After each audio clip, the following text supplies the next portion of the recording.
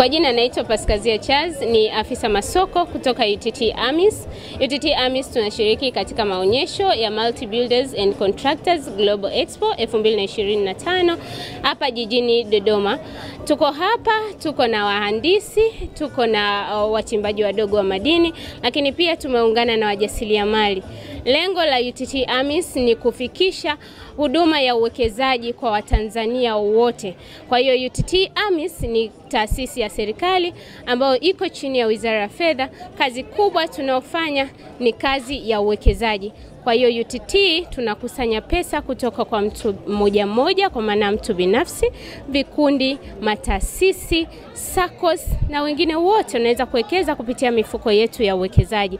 Mpaka sasa UTT AMIS imeweza kuwa na mifuko 6 ya uwekezaji ambayo inaendeshwa chini yake, ambayo ni mfuko wa Umoja, mfuko wa Wekeza Maisha, mfuko wa watoto, mfuko wa kujikimu, mfuko wa liquid au ukwasi, lakini pia mfuko wa bond fund au hati fungani. Mifuko hii yote 6 ni mifuko ambayo imejitegemea, lakini pia ina malengo tofauti, ikiwa ni malengo ya mwekezaji, unataka kuwekeza kwa malengo gani. Hamasa kubwa ni kuweza kuhamasisha kwamba Watanzania tutoke katika ile tabia ya kuweka tu pesa kama tulivyozoea kuweka pesa zetu ndani au kuweka sehemu ambazo hazitupi tija ya ile pesa yetu, bali tuanze kuwekeza ili ile pesa yetu iwe kama mbegu, ili ianze kumea kidogo kidogo na hatimaye iweze kukua. Uwekezaji ni sehemu nzuri ya kuweza kujitengenezea kipato endelevu, au tunasema kuweza kuwa huru kifedha, kwa maana ya kwamba ukianza kuwekeza leo,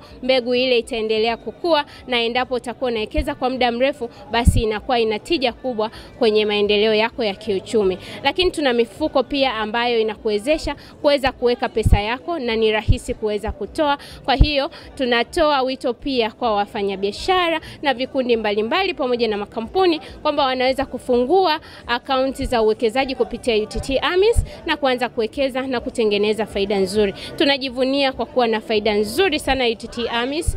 Kwa miaka 5 mfululizo mifuko yetu imeweza kutengeneza faida ambayo si chini ya wastani wa 12%, bali imeweza kukua zaidi ya hapo. Kwa hiyo tunatoa wito pia kwa Watanzania wote, especially pia vijana, kuweza kuanza kuweka akiba kidogo kidogo. Tunasema kwamba ukianza safari hii kidogo ya uwekezaji, hatimaye kupelekea kuwa na uhuru wa kifedha. Tunawakaribisha sana UTT AMIS, lakini pia tunatoa wito kwa ajili ya kufungua mifuko ya uwekezaji ili tuanze safari ya uwekezaji mapema kabisa. Karibuni sana.